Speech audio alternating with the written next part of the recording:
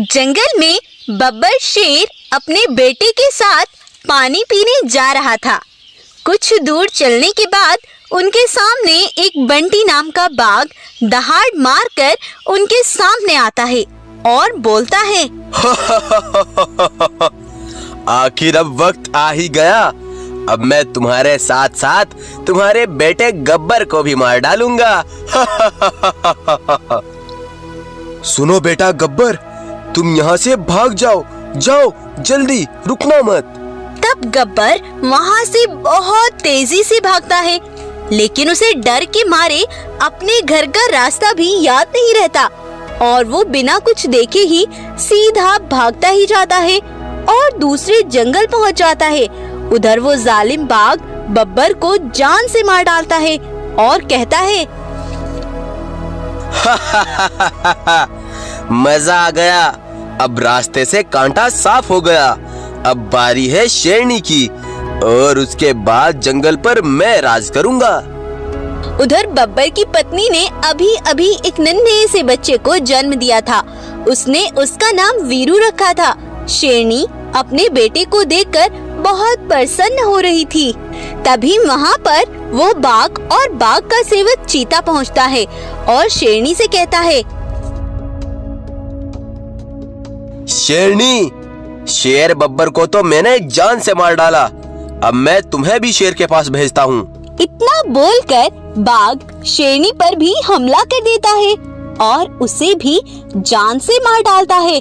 तब बाघ का सेवक चीता बोलता है, महाराज, हमने शेर शेरनी को तो मार डाला, लेकिन इस बच्चे का क्या होगा? मैंने इसके माता पिता को मार डाला, लेकिन इसे कुछ नहीं पता, इसलिए मैं इसे पालूंगा, क्योंकि मेरे बुढ़ापे में ये मेरी रक्षा करेगा। तब बाघ ही वीरू को पालता है और उसका ख्याल भी रखता है। अब कुछ समय बीत जाता है। वीरू भी अब जवान हो चला था। वो ही जानवरों का शिकार करता और उनको मारकर बाघ को खिलाता। बाघ ने जैसे वीरू की परवरिश की, वो वैसा ही बन गया था और मासूम जानवरों को बड़ी बेरहमी से उनका शिकार करता।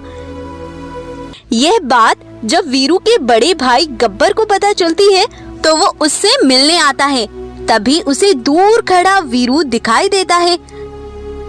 तब वो उसके पास जाता है और कहता है, सुनो मेरे भाई वीरू, तुम ये जानवरों का शिकार करके बिल्कुल अच्छा नहीं कर रहे।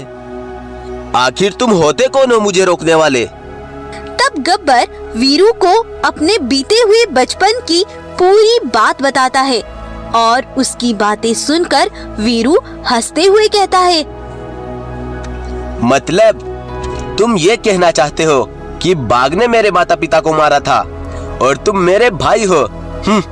ये झूठी कहानियां किसी और को सुनाना। जाओ, निकलो यहाँ से। इतना बोलकर वीरू वहाँ से चला जाता है।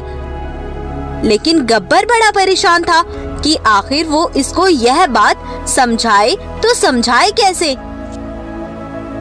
अगले दिन वीरू भागता हुआ गब्बर के पास आता है और कहता है, सुनो गब्बर भाई, मुझे अब सब सच पता चल चुका है कि वो जालिम बाघ ही मेरे माता पिता का दुश्मन था।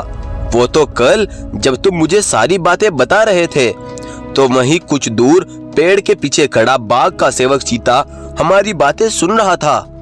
मैं तो ये जानना चाहता था कि तुम्हारी बातें सच है भी नहीं।